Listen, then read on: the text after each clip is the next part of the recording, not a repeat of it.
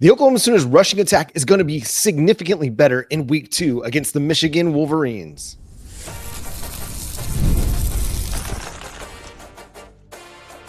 You are Locked On Sooners, your daily podcast on the Oklahoma Sooners. Part of the Locked On Podcast Network, your team every day.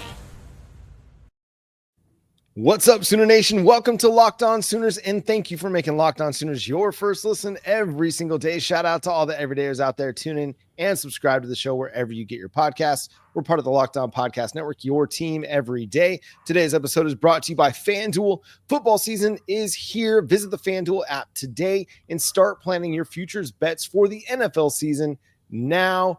Again, thank you for joining us. He is Jay Smith of Unfair Sports. Go check out his channel, Unfair Sports, over on YouTube. I'm John Williams. You can read my work covering the Oklahoma Sooners over at SoonersWire.com. And on today's show, we're going to talk about some Oklahoma Sooners whose stock is soaring after 1 week of the college football season. Latest injury updates provided by Brent Venables coming up. But the big expectation is that Jaydn Ott, Oklahoma running back who transferred from Cal, will be available in a more extended capacity in week 2 against the Michigan Wolverines, Jay. Yeah, Brent Venables talked about it on, I guess, the show or whatnot this evening at Rudy's, and he made mention that, Jaydn wasn't really a participant in the game, mainly because, one, he missed a lot of practice, 2 weeks with the AC sprain. And because he missed so much time, they decided to reward the two guys, the only two that made it to practice the entire time. So you had Javonte Barnes as well as Tory Blaylock, the most healthy guys. They're the only ones that really played. Now, there's also something else I was thinking about, John, before. Like, we talked about this last show. And the other thing I was thinking as well is that, remember, last season, Xavier Robinson and Taylor Tatum both burned their red shirts. Xavier mainly because, we got to the point where we kind of needed an additional body. Like, there was no actual, we weren't getting much push in the run game. And so Xavier decided to give up his red shirt. He played well in the Alabama game, of course, and the rest is history. Well, this year, it seemed like Oklahoma's goal was to preserve that red shirt for him and let him continue to develop like they were initially were. So I don't think they wanted to play him in this past game, but they kind of got to the point they were like, all right, we're going to have to play you. And then when Tory Blaylock got hurt, they're like, well, Javonte wasn't that effective. And now you got Xavier Robinson doing all the carries. You kind of need one more back. I think that's why you saw Jaydn Ott go out there for like 5 snaps, because you really didn't have any other backs that I guess you could say you trusted to go out there on the field. I think that's an interesting theory. We kind of talked about that actually over the summer. Could they figure out a way to redshirt both Xavier Robinson and Taylor Tatum this season, right, and roll with a running back, and Tory Blaylock roll with a running back rotation for that third running back spot behind Jaydn Ott and Javonte Barnes? But with the ineffectiveness that we saw from Javonte Barnes, I think you kind of have to use your young backs at some point this year, and you might not have the luxury of using the red shirts or allowing them to redshirt this season. Right. You got to go win games, and that's really what it comes down to. Oklahoma was not in any danger of losing that game to Illinois State, but you did need another guy to be able to carry the load after Tory Blaylock went down, and to preserve Jaydn Ott's health for this coming week and for the rest of the season. So yeah. And I think most people are ready to see Xavier Robinson. They want to see X-Rob out there getting carries because they saw how effective he was in that Alabama game. Shoot, even in the main game, like the way that he was catching the ball out of the backfield was super impressive for a dude his size. Like, he moves like a guy that's much lighter than 235, 240 pounds. So I'll be really curious to see what the workload looks like for him this week, if they try to ramp him up a little bit more and get him involved a little bit more, because he could be a very effective piece of the puzzle against what's going to be a very difficult Michigan defense.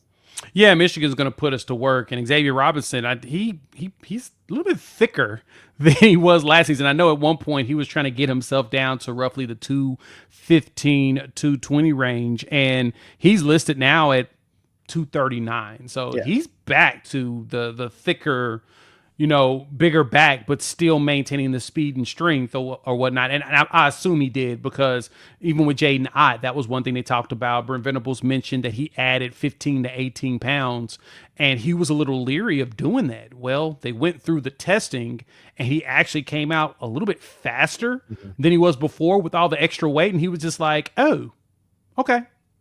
Well, I kind of believe y'all. I guess I'm on board. Let me go ahead and continue this bulking and this strength training that we've got going. So, but it's going to be interesting to see what the running back room looks like. And I say that because I know you have Gabe Sawchuk. He's still here, because I know that Gavin truly did not want to leave, but it was a situation where he kind of had to. But Gabe is still here, and then Andy Bass is still recovering from, a second torn ACL. So, yeah, you were starting to get a little bit on the thin side in the running back room when Tory went out of the game. And so now it's more of all right, we're playing the big boys now. Go ahead and get yourself out there and get on the field. And so the expectation is now we get to actually see number 0 running up and down the field. So I guess, John, the question is going to be, how do you think they balance out the snaps? Because it appears that, of course, on a consistent basis, Javonte Barnes finds a way to be healthy at the right times and then not healthy at the wrong. It's just he just has bad luck in that capacity. But how do you think they're going to split the snaps in this game? Well, I mean, a lot of it's going to depend on how Jaydn Ott plays early on. If he gets out there and he runs with the ones and he's looking like he's cooking, Ben Arbuckle is pretty clear. They're going to ride the hot hand. And they did that in week 1 with Tory Blaylock. Once they realized that they were finding some effectiveness with Tory Blaylock in the running game, as opposed to Javonte Barnes, you didn't see Javonte Barnes get another carry the rest of the game, if I'm not mistaken. If Jaydn Ott is able to knock off the rust and show out and be efficient and be effective early in that game, I think you probably see him get 70% of the workload. They're not going to overextend him, but they will work him, because that's what you brought him here to do. You brought him to be a feature back in this offense. You didn't bring him to be part of a committee. You brought him in so that he could be a lead guy. So he needs to go be a lead guy. And given the Tory Blaylock, shoulder situation, which we'll talk about in the next segment, Xavier Robinson situation, like getting him up to speed a little bit more, the ineffectiveness of Javonte Barnes, where do you turn at running back if it's not Jaydn Ott? And I think maybe that's a little bit of the question. The biggest question maybe going into this week is, what does the running back situation look like? Because Jaydn Ott hadn't practiced fully. He missed some time. He wasn't out there knocking the rust off against Illinois State. Is he going to be ready to roll that first snap of the game right out of the gate? Could be. I mean, he's a veteran running back, so I don't have a lot of issue or concern. But again, it's going to be interesting to find out if he's ready to go snap 1. I think that he was actually practicing the week of Illinois State. He just didn't play because he was gone the previous 2. So it's kind of one of those. Good point. He's going through the motions. He's going through game prep more than anything. Yeah. So you're right. The question is, how does he look when he catches that snap and he gets that first cut and he's able to go? That is what I'm ready to see, what that's going to look like. But I'm excited. I mean, Brent Venables said we're going to see a lot of them. That's the goal. So that's what we anticipate. So let's make it happen. Here's the wild card here is Jaren Kanak. Like, I know he was very effective as a tight end, and you're going to use him in that capacity in the passing game. He's going to do it. But I got to imagine that they're going to give him some work at some point this season out of the backfield. It may not happen this week. He did it. Why wouldn't you? The guy You're not wrong. He was an incredibly effective ball carrier coming out of high school with really good speed and agility and athleticism, and he's a physical player. Like, why wouldn't you give him an opportunity in that capacity? If you do view him as a legit H-back, there's going to be some opportunities where you're going to want to utilize that size, that physicality, that speed to just create havoc for opposing defenses. I don't know if it'll happen this week, but I got to imagine Ben Arbuckle has got some things cooking for Jaren Kanak. Yeah, no, I think that they're going to have some weird stuff cooked up in this game. Yeah, remember, the other thing about Ben Arbuckle is he's pretty infamous for like some very super creative, weird stuff that randomly populates in wrinkles that they have in there based upon what he sees that the defense is giving him. So if you go back and watch that Washington game, when Washington State played the Apple Cup, there were some pretty fascinating formations. And I need to go back and rewatch it, the All-22, but it's intriguing to see what he did with John Mateer, and I can expect some of that stuff to come out, especially because I think he's got a little bit better and more mobile offensive lineman here. Now, while it sounds like I'm getting crazy, believe me, I'm not throwing out the comp that I want to throw out to what Jaren Kanak could be. He's super crazy. But before you go nuts and start talking about another Bauer Sharp situation. Oh, bloody. Bauer Sharp had tight end speed. Jaren Kanak has running back speed. He really does. So even with the extra weight, he's still really fast. So let's not try to put them in the same box because they're not the same kind of player. Jaren Kanak is a much more dynamic player for Oklahoma. All right. I got a little crazy. I'm sure you're going to hate it, but it's going to be a lot of fun. We'll go through some injury updates. Brent Venables provided a few of those on the coach's show. We'll discuss that coming up next here on Locked On Sooners. When the opening whistle blows on a new repair, get your crew moving forward with Supply House. Order today and see parts on your doorstep tomorrow. Over 280,000 plumbing, HVAC, and electrical items from the most trusted brands in the business. Their real-time inventory and honest lead times keep you from punting projects, while their industry-leading customer service always has your blind side covered. Need parts fast for a project? Supply House has next-day delivery. Talk about a game changer. The part finder tools and 3D schematics can save you hours on jobs where every detail matters. Join the free Trademaster program today and score serious perks like priority shipping, lower prices, and a dedicated support line. Visit supplyhouse.com to sign up for free and use promo code SHCollege5 for 5% off your first order. That's SHCollege5 for 5% off your first order. That's supplyhouse.com. Real people, real service. Guys, you've probably heard of Viagra or Cialis, or maybe even tried them. But if you're looking for something beyond the usual pill, it's time to meet Rougiette Ready. Rougiette Ready is a next-generation prescription treatment designed to amplify arousal in the brain and boost blood flow. Unlike the usual pills that can take for hours, Rougiette's 3-in-1 formula dissolves under the tongue and kicks in pretty fast, on average within 15 minutes, and the effects will last up to 36 hours, so you can stay confident and in control when the moment is right. If traditional options haven't worked, Rougiette might be that answer. Over 150,000 men have already made the switch, and you can even read real customer reviews on their site. It is helping a lot of people feel more confident and present in the moment. So head to Rougiette.com/LockedOnCollege and use code LockedOnCollege to get 15% off today. That's RUGIET.com/LockedOnCollege and use promo code LockedOnCollege for 15% off. Individual results may vary with prescription treatment. Compound drugs are permitted to be prescribed under federal law, but not FDA approved, and do not undergo FDA safety, effectiveness, or manufacturing review. Please visit Rougiette website for full safety information. Hey, Locked On Sooners listeners and fans of the Locked On Network, we have an important request. Locked On wants to hear from you. We've put together a survey to learn more about our listeners and make your favorite podcasts even better. This is your chance to tell us what you like, what you don't, and answer questions about our advertising. Go to lockedonpodcast.com/survey to get started. Everyone who completes a survey will be entered for a chance to win one of 10 $100 Amazon gift cards. Again, that's lockedonpodcasts.com/survey. You can also find the link in the show notes. Thanks for helping us out here on the Locked On Network. Jay, I got to ask you, are you wearing this shirt for me? Like, did you put the chill shirt on? It's this red shirt, crimson red, that just says chill in big white block letters across the front. I really feel like that's for me tonight. You know what this block lettering is, White, right? Like what this homage to? You don't know? No, okay, tell me. Netflix. Oh, okay. Netflix and chill. Yeah. It's the Netflix logo. You Locked chill. On Sooners and chill, guys. Exactly. Yeah. We're trying to get you to lock. That was the goal, is to get you to chill, John. But yes, that's exactly what it is. Because why?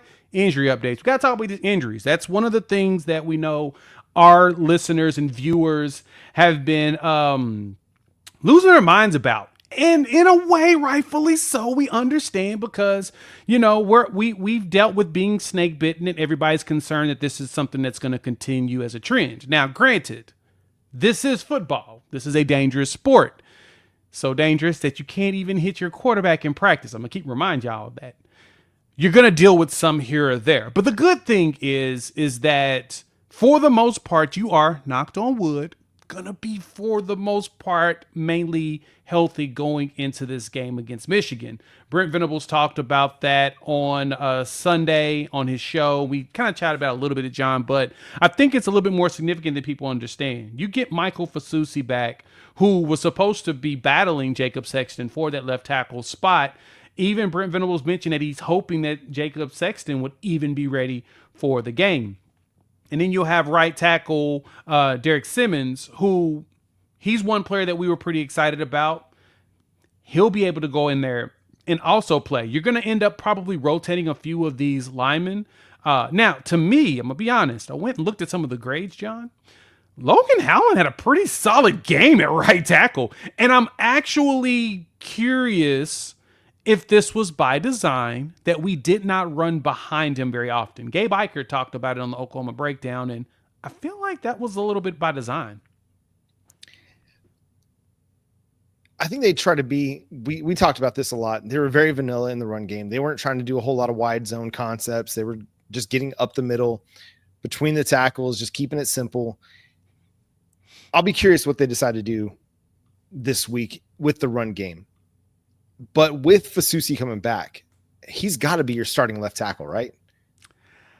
If he's the only one healthy and Sexton is not, he's most likely going to be your starting tackle. So you're going to have a true freshman out there at the left. Like Luke Buklenko, he was solid in pass pro. I didn't notice anything egregious from him or from Logan Howland, really. But in the run game, I think you've got to go with Fasusi and Derek Simmons. If you want to establish the run, you want to be able to dictate at the line of scrimmage. That to me seems like the most logical choice. Now, a lot goes into the decision-making process, but all the things that we heard about Michael Fasusi out of camp was that he was very much up to the task, going up against guys like R. Mason Thomas and Marvin Jones Jr., getting physical, getting in their face, getting nasty. And this line needs a little nasty. This line needs to get a little aggressive, and they need to maybe get a little over aggressive. This is where, you need to see a guy like Eddie Pierre-Louis, the stuff that we saw from him last year, got to see it show up, got to start defining this offensive line by their toughness, their physicality, and their nastiness. If it's going to show up, it has to show up this week. Yeah, we kind of need to just get out there and just get grimy out Somebody there. give me a personal foul penalty. I don't even care. Just get aggressive, get rough, get tough, get physical. I would like that too. In a way, I also would like us to make sure that we don't, we don't want to lose players because true. Michigan's Fair. Coming into this game without a player. That's actually kind of important. Now, don't get ejected. Personal foul. Just go a little bit beyond the whistle. That kind of stuff. Don't get ejected. Go fall on top of them. Just don't give them a first down when you do it, right. or send us back, 10 yards too far. Do it after we get the first down to where it's 1st and 10 back to where we were, or 10 yards back from what we gained. That way it's kind of evens out. But yeah, I agree with you there. I do want to see that. And we need to see more push out of them. And I think that they'll rise to this game, to this occasion. We saw them do that throughout the season last year. We saw them rise up to specific competition. And you saw some of the footwork and everything get stronger and better. Some players are better on the left than the right, and we recognize that. So I'm hoping that they go out there with the mindset of we're gonna hit somebody in their face, and we're gonna make sure that they gone, and just give if Blaylock, if he's back, which it doesn't sound like there's any too concern. We'll find out from Brent Venables in his presser later today. But go out there and push somebody and fall on them. Give us a little bit of space so I can break through and be gone up the sideline. Yeah, Fabechi, we spoke with the media on Monday night and talked about how he needed to step up and be a little bit more of a leader, get the guys going a little bit. And he's one of those guys that has to. I mean, he's the veteran on the offensive line, him, Troy Everett. Yep. But as far as from an energy standpoint, from a physicality standpoint, he's one of those guys that has to get everybody up and going. They tried to run Ryan Foje out there quite a bit to some mixed results, and they bumped Fabechi over to left guard.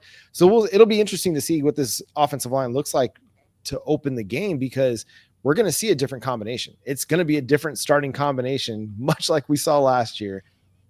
But can it be more effective? I think with Fasusi at left tackle and then with Derek Simmons at right tackle, I think it can be more effective in the run game, but we got to see. Speaking of the run game, Tory Blaylock battling a shoulder injury.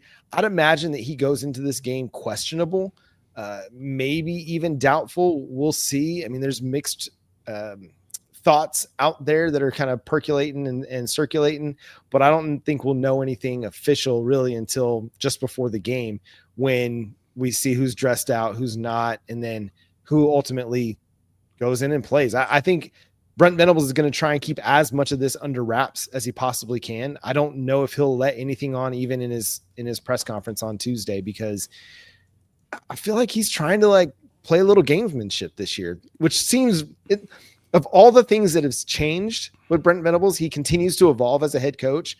He's dipping a little bit more into the gamesmanship aspect of this. Yeah,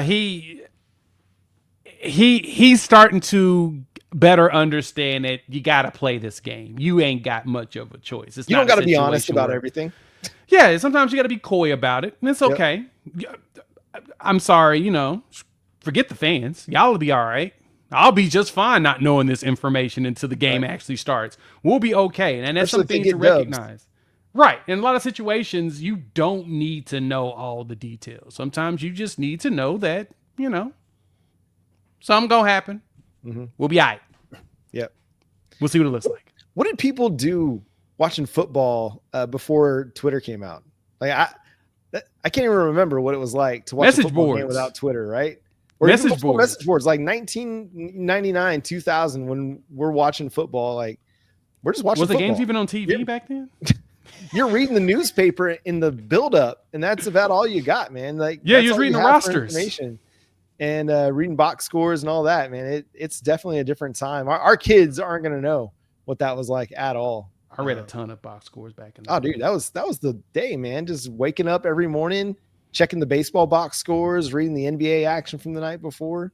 That's the only way you kept up with sports. Anyway. Hey, okay, before we get out of here and get to our stock up segment, project Oklahoma's starting offensive line for Saturday. Michael Fasusi, Eddie Pierre-Louis, Troy Everett, Fabechi Wewu, and Logan Howland. Okay. What do you think the percent chance is that Jake Michela starts at center?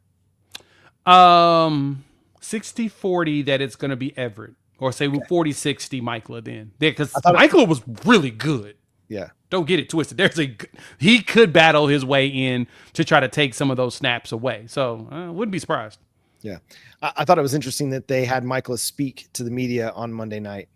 Something to keep an eye on and consider there. Coming up next, stock up for the Oklahoma Sooners after week 1. We'll discuss coming up on Locked On Sooners.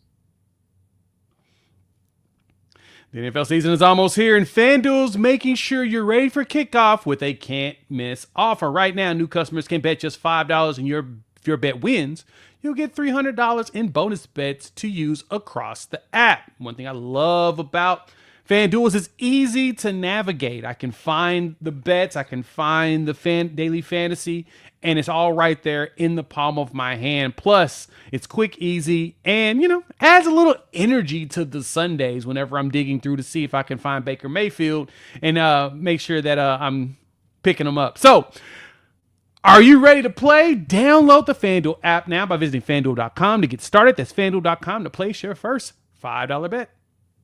College football season is back, and there's no better place to get tickets than at Game Time. We couldn't be more excited. The tailgates, the rivalries, the energy in the stands, there's nothing like it. But let's be real, actually getting tickets can feel like more of a battle than the game itself. Endless queues, hidden fees, prices jumping at checkout. That's why you got to use Game Time, the app that gives you the advantage.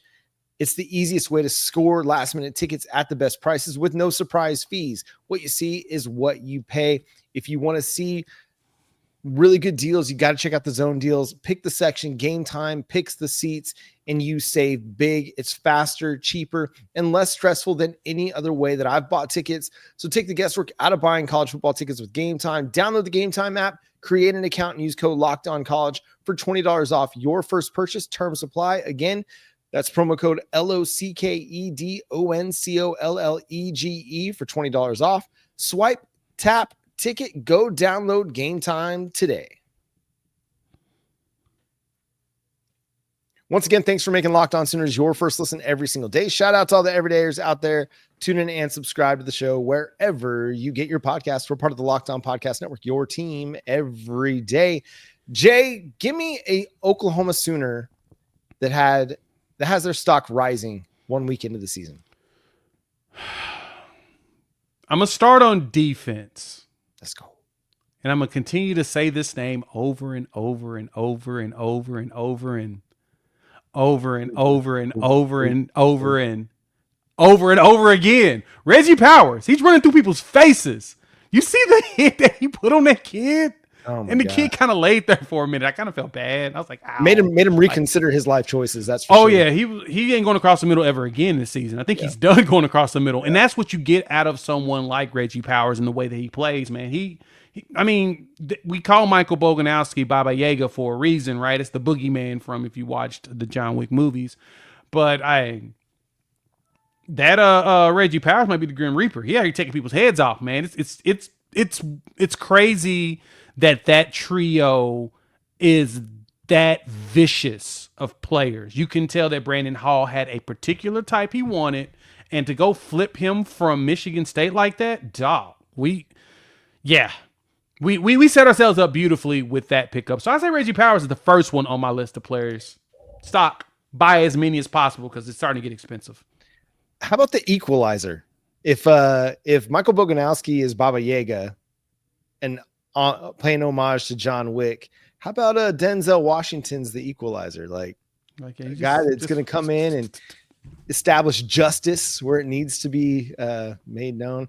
I'm going to stay on the defensive side of the ball, and I'm going to go Taylor Wein. Like, that's a dude that we heard nothing but good things about through spring ball, through SEC media days when R. Mason Thomas was asked which defensive end he expected to break out. He said Taylor Wein, and wouldn't be surprised if Wein had 5 sacks this season. Well, he's already got 1, and he had a really big quarterback hit as well. Like, that dude showed some things, had some people impressed, was getting talked about on social media. He's living up to the hype so far through the 2025 season. Can he keep it up? That's going to be the trick against tougher competition, but so far so good for Taylor Wein. Yeah, Taylor Wein went out there and made some plays. Rewatching the game, John, I want to see how exactly he was getting there. And someone posted a video on social media, and when I watched the play of how his pursuit basically led to the quarterback getting rid of the ball, he basically just chunked the ball as fast as possible. This was before he got his sack.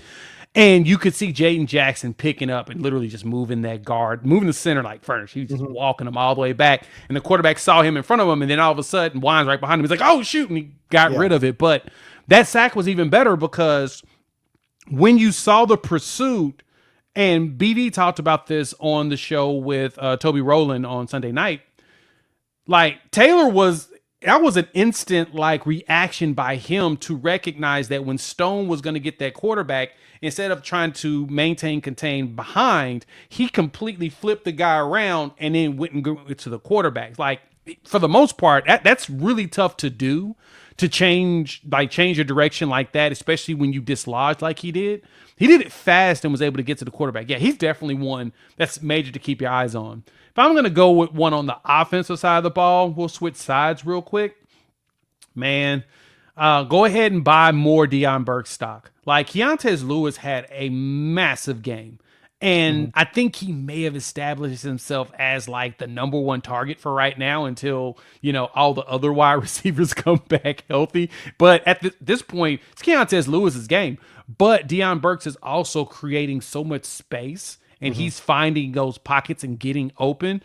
Yeah, he's going to get a pass, and he's going to just run, and it's going to be amazing to see. So buy a little bit more Deion Burks stock.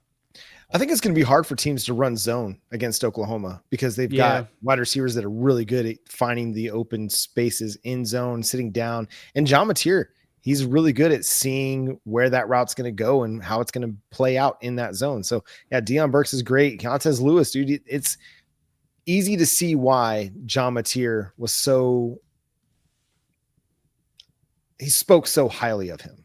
Yes. Because he's a guy that can win, get open. He can create separation, but also a guy that doesn't need to create separation to win. And that's a quarterback's best friend. Think CeeDee Lamb. Again, not comparing him to CeeDee Lamb, but think about that kind of a guy. Think about any guy that you can think of, a Dez Bryant, somebody that can just go win even though they're covered because they're just that athletic. They're that strong. They're that physical at the catch point. Keontez Lewis is going to be somebody to watch. And then, offense for me, John Mateer, I think, was better than expected. I was going to say Tory Blaylock, but I'm going to go John Mateer, man. He threw the ball 37 times. He had 30 completions, and he was really only off target a couple times. His passing performance to me was better than I would have expected. Yeah, I mean, his ADOT, his average depth of target was 9.6 yards down the field. So every attempt on average was at the sticks. The best way to be efficient and the best way to be good on third down is to avoid third down altogether. Yeah. Yeah. Don't even worry about it. Like, he had two completions. He had two completions short of the sticks to start the game. One to Deion Burks and one to Jaron Kanik. They went for like 4 yards apiece or something like that. And then after that, it was like, screw that. No, we're going down the field. We're going to the intermediate and we're chucking this. I mean, that was, to me, a breath of fresh air. I loved what he did, in his depth passing. I mean, he only had 4 passes behind the line of scrimmage. And that's not something that we did last year. We did a lot more. We haven't done that in years.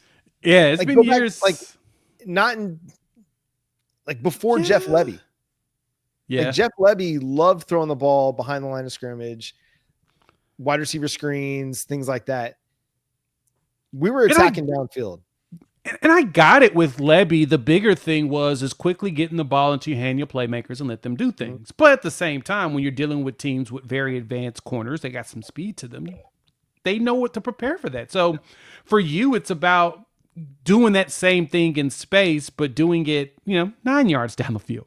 And it works out a little bit better. But I honestly, I was surprised. I thought you were going to say Jaron Kanik because his stock, I've purchased a lot of it last week. I went and bought me some gold bonds and threw that directly underneath his name. Oh yeah. Cause man, look, with his athleticism, if he calms down, which even Brent Venables talked about that on that Sunday night show too, which I really appreciated. He pointed out that the bounce back was the biggest thing with Kanik. He could have easily curled up and been like, dang, I screwed up again. And I'm probably cooked.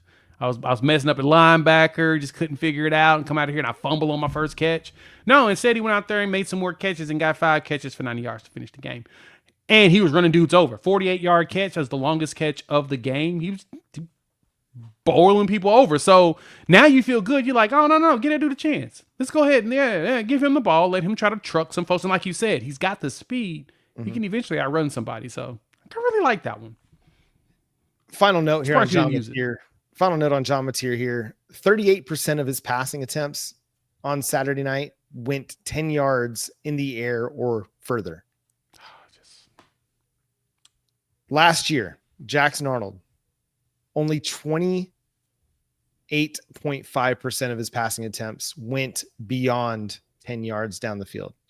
And he was not very efficient throwing down the field. So upgrade. Not to dump on my guy, Jackson Arnold, but it just goes to show where Oklahoma is significantly better at quarterback this year. And that's going to do it for today's episode of Locked On Sooners. Thanks so much for tuning in and being a part of the show. Subscribe to the show wherever you get your podcasts. We're free and available on all podcast platforms and on YouTube. So hit that subscribe button, hit that notification bell to let you know when new episodes drop. Follow Jay at Unfair Sports. Go check him out, Unfair Sports, over on YouTube. Follow me at John9Williams and read my work covering the Sooners over at SoonersWire.com. Coming up this week, we'll have a show with Isaiah Hull of Locked On Wolverines to get you ready for this big time blue blood top 25 matchup between Oklahoma and Michigan. But again, follow Locked On Sooners on all of your favorite social media platforms. But until next time, he's Jay Smith. I'm John Williams. We'll talk to you then. Boomer Sooner.